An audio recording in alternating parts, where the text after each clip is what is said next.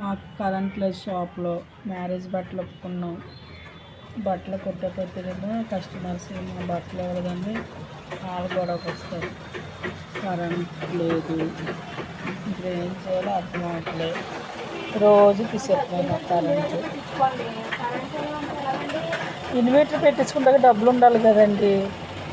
మనకు వచ్చేది ఎంత రాబడండి ఇన్వర్టర్ గట్ట పెట్టించుకుంటాకే.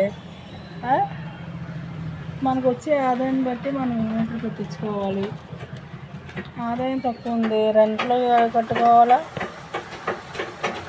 ఇంటి రెంట్లో షాప్ రెంట్లో కట్టుకుంటూనే సరిపోద్ది. ఇంక ఇన్వర్టర్లు గట్ట మనం ఏం పెట్టించుకుంటాం. కరెంటు మార్నింగ్ తీస్తున్నాడు, సాయంత్రం ఇస్తాడో కూడా తెలియదు. స్తంభాలు వేస్తున్నారంట. ఇక్కడేమో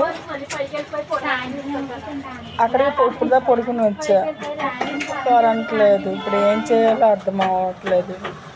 బట్టలు ఏవో